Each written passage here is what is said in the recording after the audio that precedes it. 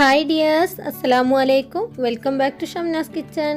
ഇന്ന് ഞാൻ ഒരു കുഞ്ഞ് ഇഫ്താർ വ്ളോഗുമായിട്ടാണ് വന്നത്.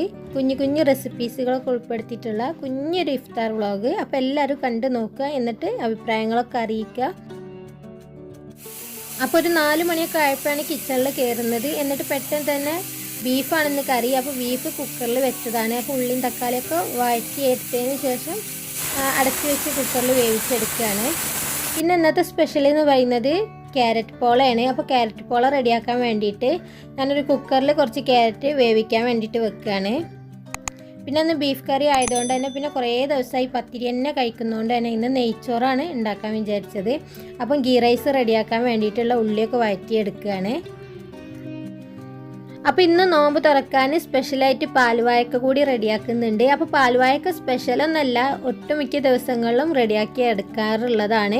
എങ്കിലും ഇന്ന് ഞാൻ ഈ ഒരു വീഡിയോയിൽ ഇതിൻ്റെ ഡീറ്റെയിൽസ് കാണിക്കുന്നുണ്ട്, അറിയാത്തവർക്ക് വേണ്ടിയിട്ടാണ് കേട്ടോ. അപ്പോൾ അതാ ഗീ റൈസ് റെഡിയാക്കാൻ വേണ്ടിയിട്ട് ഇതിലേക്ക് ആവശ്യത്തിനുള്ള വെള്ളം ഒഴിച്ചു കൊടുത്തിട്ടുണ്ട്. അപ്പോൾ 1.5 കിലോ അരി വെച്ചിട്ടാണ് ഇന്ന് റൈസ് റെഡിയാക്കി എടുക്കുന്നത്. അപ്പോൾ അത് വെള്ളം നന്നായിട്ട് തിളക്കുന്നത് വരെ വെയിറ്റ് ചെയ്യണം. ഈ ഒരു അരി വെച്ചിട്ടാണ് നമ്മൾ പാൽവാഴക്ക റെഡിയാക്കുക. അപ്പോൾ സാബൂനരി എന്നാണ് ഞങ്ങൾ പറയാറ്. അപ്പോൾ സാബൂന്താൻ അങ്ങനെ പല പേരിലും അറിയപ്പെടാറുണ്ട്. അപ്പോൾ ഈ ഒരു സാബൂനരി വെച്ചിട്ടാണ് നമ്മൾ പാൽവാഴക്ക റെഡിയാക്കി എടുക്കുക. അപ്പോൾ ഞാൻ നേരത്തെ സോസ് പാനിൽ വെച്ചിരുന്ന വെള്ളം നന്നായിട്ട് തന്നെ തിളച്ച് വന്നിട്ടുണ്ട്. അപ്പോൾ ഈ സാബൂനരി കഴുകിയതിന് ശേഷം വേണം ഈ ഒരു വെള്ളത്തിലേക്ക് ചേർക്കാൻ. ഇപ്പോൾ നന്നായിട്ട് കഴുകി എടുത്തിട്ടുണ്ട്. 1 കപ്പോളം സാബൂനരി എടുത്തിട്ടുണ്ട്. അത്യാവശ്യം അധികം തന്നെ ഉണ്ടാവും ഇത് നന്നാക്കി തന്നെ മിക്സാക്കി കൊടുക്കണം, അല്ലെങ്കിൽ കട്ട പിടിച്ചിട്ട് പോവും. അപ്പോൾ നല്ല ടേസ്റ്റാണ് കേട്ടോ പാൽവാഴക്ക കഴിക്കാൻ.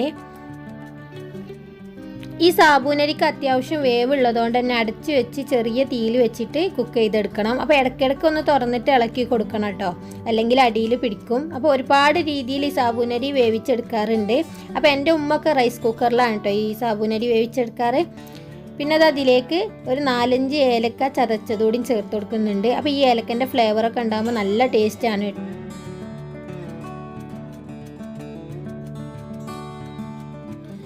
ഈ സാബൂനരി എന്ന് പറയുന്നത് നല്ലൊരു വൈറ്റ് കളറിലാണ് ഉണ്ടാവുക. അപ്പോൾ ഇതിൻ്റെ വേവായിട്ടുണ്ടോ എന്ന് അറിയാൻ വേണ്ടിയിട്ട് ഇത് നന്നായിട്ട് തന്നെ ഇളക്കി കൊടുത്തുകൊണ്ടിരിക്കുമ്പോൾ ഇത് നല്ല ഗ്ലാസിൻ്റെ ഒരു കളറായിട്ട് വരും. ഈ വൈറ്റ് കളർന്ന് മാറിയിട്ട് ഗ്ലാസിൻ്റെ കളറായിട്ട് മാറും. അപ്പോഴാണ് ഇത് വേവായിട്ടുണ്ട് എന്ന് മനസ്സിലാക്കേണ്ടത്. അപ്പോൾ ഇത് ഒട്ടും തന്നെ ആയിട്ടില്ല. അപ്പോൾ നമ്മൾ റെഡിയാക്കി എടുക്കുന്നത് പാൽവാഴക്കയാണ്. അപ്പോൾ വാഴക്ക എന്ന് പറയുന്നത് മലപ്പുറം ഏരിയയിലേക്ക് പഴത്തിനാണ്. അപ്പോൾ ഈ പഴം ഒരു 5-6 പഴം എടുത്തിട്ട് നന്നായിട്ട് പഴുത്ത പഴമാണ് പാൽവാഴക്കയ്ക്ക് ടേസ്റ്റ് ഉണ്ടാവുക. അപ്പോൾ ഈ പഴം റൗണ്ടിൽ നേരിയ കട്ടി കുറഞ്ഞിട്ട് കട്ട് ചെയ്തെടുത്തതാണ്. അപ്പോൾ ഇത് ഇതിലേക്ക് ചേർത്ത് കൊടുക്കുക. ഒരു 1/4 ഭാഗം സാബൂനരിൻ്റെ വേവായാൽ നമുക്ക് ഇതിലേക്ക് പഴം കൂടി ചേർത്തിട്ട് വേവിച്ചെടുക്കാം. അപ്പോൾ പഴവും അത്യാവശ്യം നന്നായിട്ട് വെന്ത് വന്നാലാണ് നല്ല ടേസ്റ്റ് ഉണ്ടാവുക പാൽവാഴക്ക. അല്ലെങ്കിൽ ആ പഴത്തിൻ്റെ ഒരു ടേസ്റ്റ് ആയിരിക്കും മുന്നിട്ട് നിൽക്കുക. അപ്പോൾ രണ്ടും കൂടി മിക്സായി വേവുമ്പോഴാണ് ഒന്നുകൂടി ടേസ്റ്റ്. അപ്പോൾ ഇതിലേക്ക് ആവശ്യത്തിനുള്ള പഞ്ചസാരയും കൂടി ചേർത്ത് കൊടുക്കുക.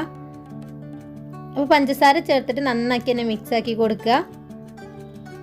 ഒരു 2-3-4 മിനിറ്റ് ഒന്ന് കുക്ക് ചെയ്യുമ്പോഴേക്കും തന്നെ സാബൂനരിയും പഴവും അത്യാവശ്യം നന്നായിട്ട് തന്നെ വെന്ത് വന്നിട്ടുണ്ടാവും. അപ്പോൾ അതാ നമ്മുടെ സാബൂനരിൻ്റെ കളറൊക്കെ ചെറുതായിട്ട് ചേഞ്ചായി തുടങ്ങിയിട്ടുണ്ട്. അപ്പോൾ ഫുള്ളായിട്ട് ഗ്ലാസിൻ്റെ ഒരു പരുവത്തിലേക്ക് മാറുമ്പോഴാണ് നമ്മളിതിലേക്ക് തേങ്ങാപ്പാലോ അല്ലെങ്കിൽ പാലോ നമുക്ക് ഒഴിക്കാവുന്നതാണ്. അപ്പോൾ തേങ്ങാപ്പാൽ ഒഴിച്ച് വെക്കുന്ന പാൽവാഴക്കയാണ് കൂടുതൽ ടേസ്റ്റ് കേട്ടോ. ഇനി ഇതിലേക്ക് 1/2 ടീസ്പൂണോളം ഉപ്പ് ചേർത്ത് കൊടുത്തിട്ടുണ്ട്. അപ്പോൾ പഞ്ചസാര ചേർക്കുന്നതാകുമ്പം ഉപ്പിൻ്റെ ടേസ്റ്റ് കൂടി വന്നാലേ അതിൻ്റെ കറക്റ്റായിട്ടുള്ള ടേസ്റ്റ് കിട്ടുള്ളൂ. അപ്പോൾ ഉപ്പ് കൂടി പോവരുത് കേട്ടോ. അപ്പോൾ ഞാൻ അടച്ച് വെച്ച് ഒരു 3-4 മിനിറ്റ് ഒന്ന് വേവിച്ചെടുക്കുന്നുണ്ട്. ഈ ടൈമിലേക്കും നമ്മുടെ നെയ്ച്ചോറൊക്കെ ഇവിടെ റെഡി ആയിട്ടുണ്ട്, ഗീ റൈസ്. അപ്പോൾ നല്ലോണം തന്നെ പാകമായിട്ട് വന്നിട്ടുണ്ട്. ഇനി അടച്ച് വെച്ച് തീന്നെല്ലാം ഇറക്കി വെച്ചിട്ട് നന്നായിട്ട് ദമ്മ് ചെയ്ത് വെക്കുകയാണ് ചെയ്യുക.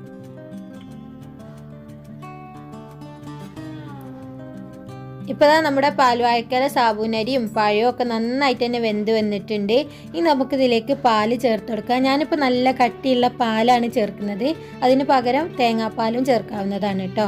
അപ്പോൾ തേങ്ങാപ്പാൽ ചേർക്കുമ്പോൾ ഈ ഒരു പാല് ചേർത്ത് അത്രയും വൈറ്റ് കളർ കിട്ടൂല, ചെറിയൊരു മങ്ങിയ കളറാണ് ഉണ്ടാവുക. പാല് ചേർക്കുമ്പോഴാണ് നല്ല വൈറ്റ് കളർ ഉണ്ടാവുക. അപ്പോൾ അതുകൊണ്ടാണ് പാല് ചേർത്തത്. അപ്പോൾ തേങ്ങാപ്പാലിലാണ് കേട്ടോ ടേസ്റ്റ് കൂടുതൽ. പാലിനേക്കാളും ടേസ്റ്റ് തേങ്ങാപ്പാലിലാണ്. ഇത് നന്നാക്കി തന്നെ മിക്സ് ആക്കിയിട്ട് ചെറുതായിട്ടൊന്ന് തിളച്ച് വന്നാൽ മതി. ഓവറായിട്ട് കുറേ ടൈം തിളപ്പിക്കൊന്നും വേണ്ട.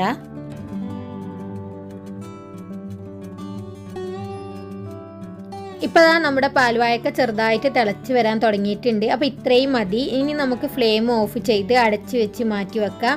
ഇനി ഇതിലേക്ക് വറവ് ചെയ്യാനുണ്ട്. അത് നമ്മൾ കുറച്ച് കഴിഞ്ഞിട്ടാണ് ചെയ്യുന്നത്. അപ്പോൾ ഇത് ഇറക്കി വെക്കുകയാണ്. ഇപ്പം ഞാനിവിടെ ക്യാരറ്റ് പോളയാണ് റെഡിയാക്കുന്നത്. അപ്പോൾ ക്യാരറ്റ് പോളയ്ക്ക് വേണ്ടിയിട്ടുള്ള ക്യാരറ്റൊക്കെ അരിച്ചെടുത്തിട്ട് ഒരു സോസ് പാനിൽ ഒഴിച്ചു കൊടുത്തിട്ട് ബേക്ക് ചെയ്യാൻ വെക്കുകയാണ്. അപ്പോൾ ഈ ക്യാരറ്റ് പോളൻ്റെ ഡീറ്റെയിൽസ് വീഡിയോ ഞാൻ നാളെ തന്നെ അപ്ലോഡ് ചെയ്യാം. ഇപ്പം ഞാൻ പാൽവാഴക്കേക്കുള്ള അണ്ടയും മുന്തിരിയൊക്കെ നെയ്യിൽ റോസ്റ്റ് ചെയ്തിട്ടൊന്ന് ഒഴിച്ചു കൊടുക്കുന്നുണ്ട്.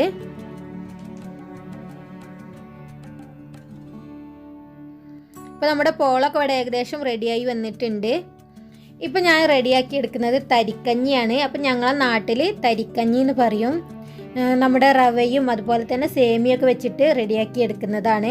അപ്പോൾ ഇത് പായസം പോലൊക്കെ കുടിക്കുന്നൊരു സംഭവമാണ്. ഇതിലേക്ക് മധുരവും അതുപോലെ തന്നെ തേങ്ങാപ്പാലൊക്കെ ഒഴിച്ചിട്ടാണ് തരിക്കഞ്ഞി റെഡിയാക്കുക. പിന്നെ ഇവിടെ ബീഫൊക്കെ നന്നായിട്ട് കുക്കറിൽ വന്നത് ഞാൻ വേറൊരു പാത്രത്തിലേക്ക് മാറ്റിയിട്ട് അതിലേക്ക് തേങ്ങ അരിച്ചൊഴിക്കുകയാണ്. അപ്പോൾ തേങ്ങ അരിച്ച ബീഫ് കറിയും നെയ്ച്ചോറുമാണ് ഇന്നത്തെ സ്പെഷ്യൽ. അപ്പോൾ നന്നാക്കി ഒന്ന് തിളപ്പിച്ചെടുത്താൽ കറി ഇവിടെ റെഡിയായി. പിന്നെ ഇന്നത്തെ ജ്യൂസ് എന്ന് പറയുന്നത് നമ്മുടെ ചിരങ്ങ ജ്യൂസാണ്. അപ്പോൾ ചിരങ്ങ ജ്യൂസിൻ്റെ വീഡിയോ ഞാൻ മുമ്പ് അപ്ലോഡ് ചെയ്തിട്ടുണ്ട്. കാണാത്തവർ ഒന്ന് പോയിട്ട് കാണണേ. നല്ല ടേസ്റ്റുള്ള സൂപ്പർ ജ്യൂസാണ്. അങ്ങനെ നമ്മുടെ ടേസ്റ്റി ആയിട്ടുള്ള ഈസി ആയിട്ടുള്ള ക്യാരറ്റ് പോളൊക്കെ ഇവിടെ റെഡിയായി സെർവിങ് പ്ലേറ്റിലേക്ക് മാറ്റിയിട്ടുണ്ട്. അപ്പോൾ നിങ്ങൾക്ക് ഈ വീഡിയോ വേണമെങ്കിൽ ഒന്ന് കമൻറ്റിൽ പറയണം കേട്ടോ, വേണോ വേണ്ടേ എന്നുള്ളത്. വേണമെങ്കിൽ ഞാൻ നാളെ തന്നെ അപ്ലോഡ് ചെയ്യാവുന്നതാണ്.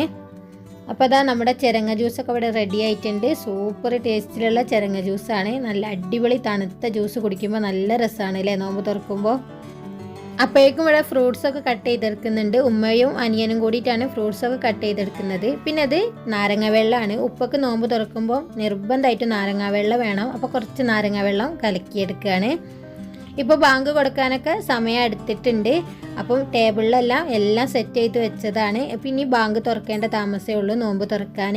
അങ്ങനെ എല്ലാം ടേബിളിൽ സെറ്റ് ചെയ്ത് വെച്ചിട്ടുണ്ട്. പിന്നെ ചായയൊക്കെ ഉണ്ട് കേട്ടോ എടുത്ത് വെച്ചത്. അപ്പോൾ ഇത്രയേ ഉള്ളൂ ഇന്നത്തെ വീഡിയോ എന്ന് പറയുന്നത്. അപ്പോൾ വീഡിയോ നിങ്ങൾക്ക് ഇഷ്ടമായിട്ടുണ്ടെങ്കിൽ പ്ലീസ് ഒന്ന് ലൈക്ക് ചെയ്യുക, ഷെയർ ചെയ്യുക, കമൻറ്റ് ചെയ്യുക. ചാനൽ സബ്സ്ക്രൈബ് ചെയ്യാത്ത കൂട്ടുകാരൊന്ന് സബ്സ്ക്രൈബ് ചെയ്യുക. അപ്പോൾ അടുത്ത് തന്നെ നല്ലൊരു വീഡിയോയുമായി വീണ്ടും കാണാം. അതുവരേക്കും താങ്ക് യു ഫോർ വാച്ചിങ്.